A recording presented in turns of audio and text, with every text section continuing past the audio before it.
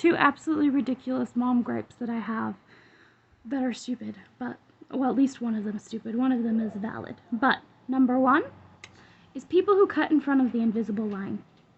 If I was there and I stand right next to where the teacher stands when she's releasing the kids, don't cut in line in front of me. It's cutting. It always annoys me. Like, not enough for me to say or do anything, because it's just like, I mean, there's literally no line, so it really, I mean, there's a line of people behind me, but like, it's not like there's a pecking order, it really doesn't matter, but it always bugs me. It's like, don't cut the line. And then the other one is people who park on the sidewalk. I used to be one of those people, so I get where you're coming from. I get really small streets where there's parking on both sides, because we live on one of those streets where it's like when a person's parked on the right and the left, only one vehicle can safely go through, so then everybody kind of has to get behind. So I understand why people park on the sidewalks.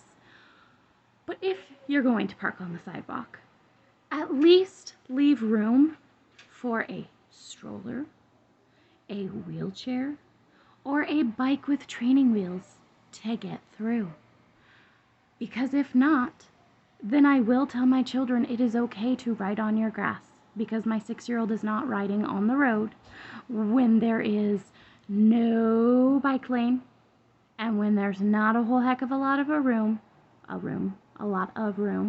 Like, my 6-year-old's not riding on the street. I don't trust drivers around here. I've seen them drive. Heck, I'm a pretty decent driver, and I've made some really almost bad mistakes. Like the other day, this is a thing that takes up space in my brain, so let's just include this in here. I always check right. I always double check before I turn. And the other day, I didn't. And I almost hit a kid on a bike that was crossing in the crosswalk. He had right away 100%, and I am so freaking grateful that I didn't, and that I saw him out of the corner of my eye and stopped on a dime. But even drivers that always freaking look twice. Heck, I look 3 or 4 times, not gonna lie. I'm that driver that irritates people because I'm wishy-washy and I'll go, I'll just let him go. I don't want to cut him off. Like, I'm that person. I wouldn't do well in a big town. And yep, I had that happen about a week ago.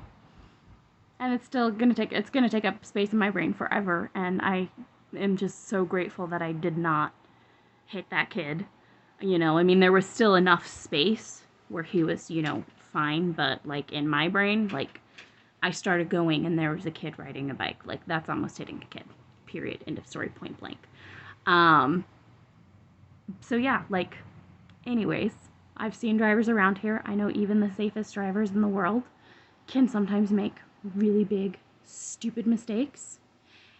And I am not going to have my child drive on the road because you decided to create a little extra space. And the thing that kills me, like on the side streets where there isn't enough space, I get it, but on the streets where there is plenty of parking and plenty of space, and you still park on the sideway so far that I have to ride on your grass to not hit your car, or I have to get off, I will ride on the grass. And I'm sorry if it's your company, but if it was my company, I would say, hey, yo, there are kids that ride up and down this sidewalk. You need to move your car.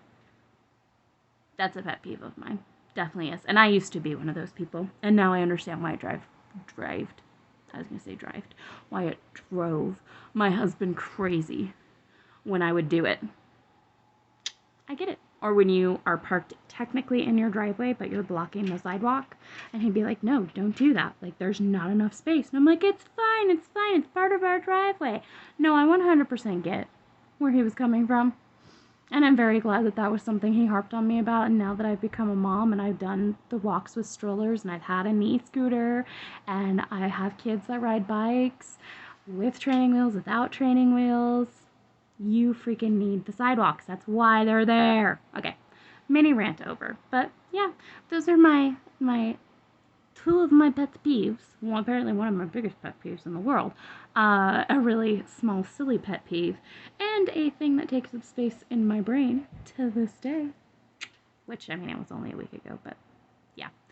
Anywho, I hope you all have a fabulous day. Please remember that life is too short not to share your stories, and I love you. Bye!